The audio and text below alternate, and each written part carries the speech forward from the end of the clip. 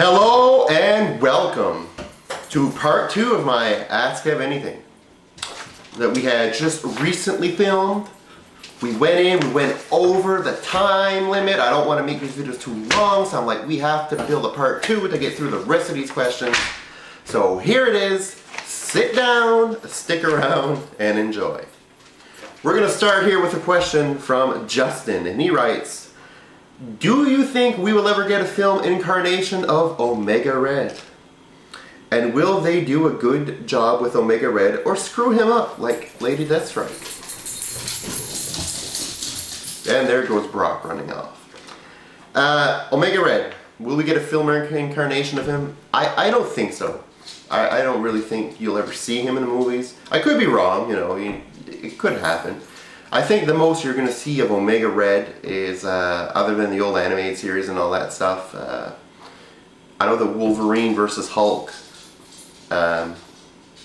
which is a phenomenal animated movie, by the way. If you haven't seen Wolverine versus Hulk, the animated movie, go out there and watch that right now. You go out and rent that thing, Netflix it, I don't care, TiVo the shit that's on TV, whatever it takes, watch it. It is seriously very good. And for me to say that, you know, about the animated stuff, the animated movies, I'm not really always a fan of them. This one here, though, definitely good. Very graphic, too, not for kids.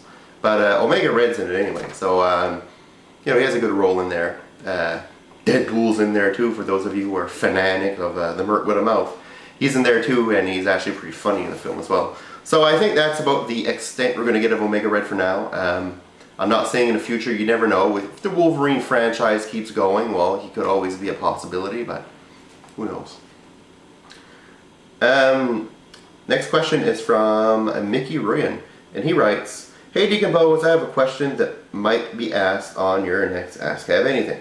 I'd like to know your opinion of Batman Reborn.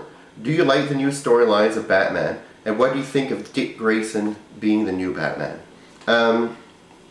Tell you the truth, Mikey, I haven't been reading the new Batman Reborn, and the reason being is this. First of all, it's summertime, there's a lot of stuff going on. A lot of comics to read, trying to read in between the summer and vacations and all this stuff, you know, and it's pretty hectic, pretty busy schedule with work and whatnot, so I can't really read everything that comes out. Batman Reborn, one of the books that I just decided not to go with.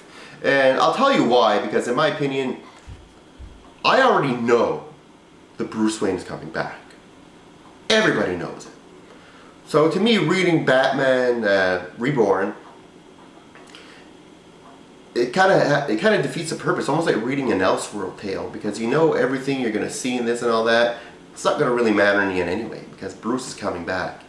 What I am reading, though, from DC, if you want to know, during the summer, naturally DC, my favorite read is Green Lantern, from those of you who know that.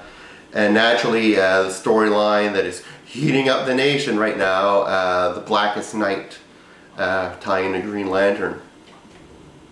That's what I'm reading right now, Green Lantern and Blackest Night. And you even know more so that Bruce is going to come back, because just the fact that that the Black Hand has taken Bruce Wayne's skull, raided his grave, and has been licking his skull and took off with his head, you kind of got to figure that somewheres along the line Bruce is going to come back, because I don't think that Bruce is going to allow somebody like the Black Hand to be licking his skull. He probably wouldn't like that, I would assume. Well, maybe he does, I don't know. I don't think Bruce would like it anyway. So that's pretty much the reason why I'm not reading it, because to me it's not really going to mean anything in the future, because it's almost as if it never happened type thing, because it's all leading up to the inevitability that Bruce Wayne's going to come back and take over the mantle anyway. But if you're reading it and if it's good, please post a comment, let me know if it's good or not. I mean, I haven't read it at all. So next question here is from Jason Hendricks, and he writes, in your opinion, how much longer until Spider-Man continuity is restored? This brand new day crap is driving me nuts. Thanks. Well, it seems like from issue 590 or 591, when the whole X-Men took Spidey into this whatever macroverse, what the hell it was, and they basically came back and time had shifted a bit and moved forward about a few months. It seems like a lot of it is actually coming to an end. Because Mary Jane is now back in the picture, for those who don't know, with issue 600. He's revealed his ID again to most of the people who knew the identity before, so they all know again. So it kind of feels like it felt like before, except for the fact that Mary Jane and him aren't together. I kind of see this as this is what Marvel wanted to do with all this stuff. I think that pretty much when Spidey unmasked, I always said it was a bad idea. Because where do you go from there? You can write a few cute stories in between, you know, him facing the people that didn't know his identity, like J. Jonah Jameson and all that, which are neat issues, you know. That was cool. But where do you go from there at that point? Once Spidey's unmasked, the whole persona of Spidey is that he's this guy with real problems that's down on his luck most of the time, you know, and you feel sorry for him. Well, without the secret identity, you can't do anything with him.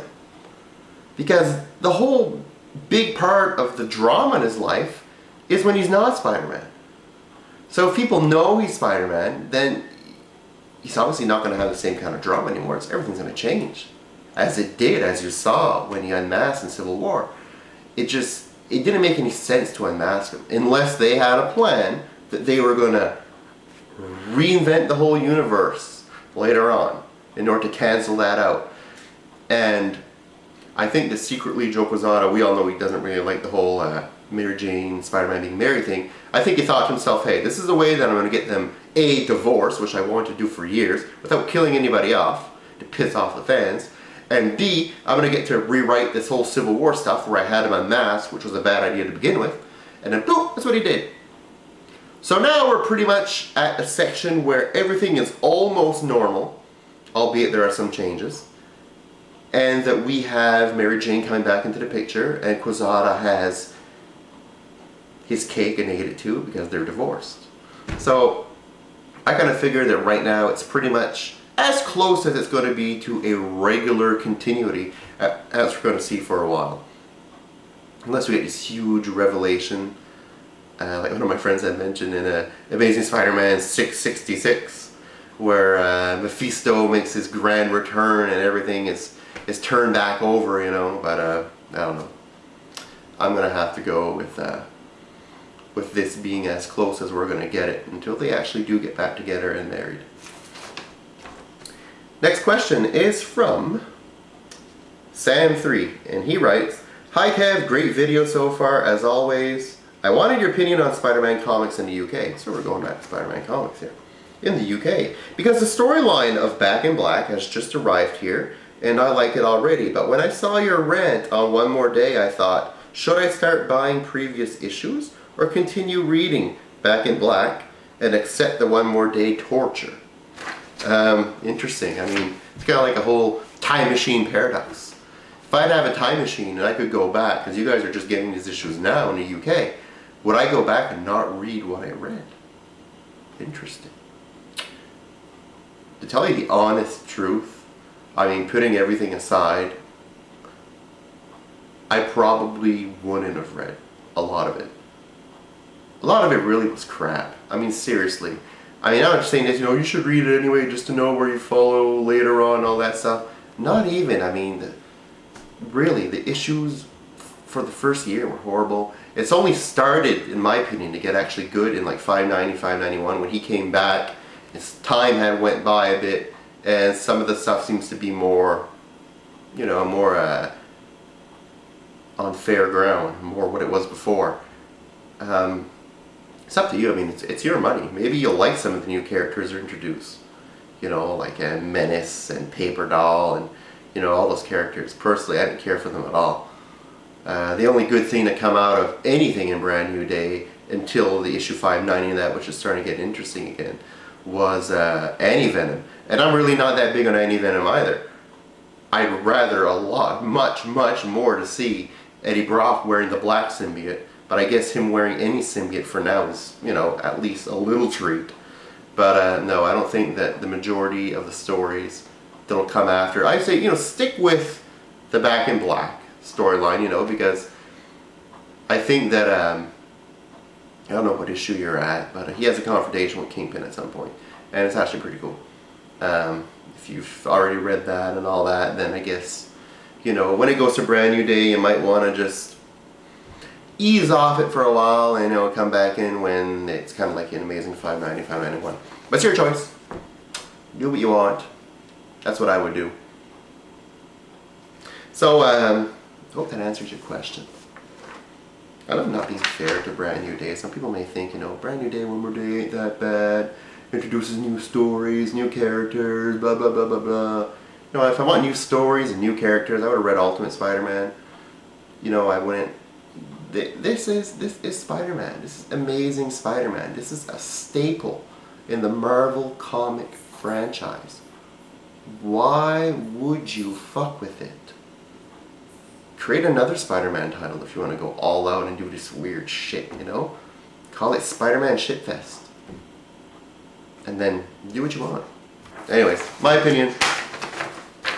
Next question is from Trey, and he writes, "Hey, first off, you're doing an awesome job. Keep it up." Thank you. His question is, did you ever watch Spiderman Unlimited? If so, did you like it? And also, I would like to know how you would have ended it, because it ended in a cliffhanger because of Pokemon. Thanks, and once again, keep it up. Bye. Alright. Well, Trey, this is my opinion of Spiderman Unlimited. I've watched a few episodes. I watched like the first 3, I think. I found the show so horrible, I did not want to watch the rest, and I never did. And I will not sit here and say, you know, yeah, I watched it all, you know, it was okay, blah, blah. I watched about 3 episodes probably. I will never watch that shit again. It was horrible, nanomite crap, fucking Spider-Man, futuristic bullshit, fuck. I hated it. Hated it. And as much as I dislike Pokemon, I don't like Pokemon at all. Not a fan of Pokemon or any of that new age style stuff that came into. People might get on me too on this too, but I mean, you know, I didn't grow up with Pokemon. I'm a little too old for that. And I didn't grow up with Dragon Ball Z. I didn't grow up with Naruto or anything like that. So I don't like any of that stuff. Maybe I would if I'd actually sit down and watch it. I don't know, but from what I've seen, the clips, I know I turned it on TV, I skimmed through it, don't really like it. But the only thing that Pokemon ever did that was actually beneficial to the television world, in my opinion, is put an end to Spider-Man Unlimited. Because in my opinion, the show was just awful. Awful, awful, awful. That's my story and I'm sticking to it. And the last question, which is kind of like a funny type question that I enjoyed reading. Because it made me gleefully think about the 90s. It's from John Huffines, and he writes, "Dear Kev, I know you love the Edmonton Oilers. Yes, I bleed blue and orange. As much as I love my Dallas Stars. My question is, do you miss the playoff battles between these two teams had during the mid to late 90s and the early 2000s? I love that type of hard-nosed hockey, and I was wondering if you did too. Thanks." God, where do I get started with the Dallas Stars? I do not like the Dallas Stars. Anybody who knows me knows I don't like the Dallas Stars. The reason why I don't like the Dallas Stars is exactly because of what you're talking about in the question. The fact when the Minnesota North Stars eliminated the Oilers and prevented them from getting yet another Stanley Cup in the conference finals, I was just livid. Absolutely pissed off, livid. From that day forward, the Minnesota North Stars were on the blacklist. And when they became the Dallas Stars, they continued to be on that blacklist. So I kind of miss the rivalries between the two of them. I mean, I know in my opinion there still is kind of a little rivalry. Not as much nationally as it was before in the 90s. But I definitely dislike Dallas for that particular reason. So it's funny you actually mentioned it in a question there, John, because yeah, I kind of do miss it. When Edmonton would beat Dallas in any game, I would just be so happy. I think Edmonton beating Dallas, the only thing better than Edmonton beating Dallas is when either A, Edmonton beats Montreal, or B, when Montreal loses, period. Because Montreal is at the top of the hockey teams I dislike the most. Dallas would be right under. So yeah, I guess I do kind of miss that. And I hope that they will renew their rivalry after watching this video. That's all for me. Till next time, guys. Later.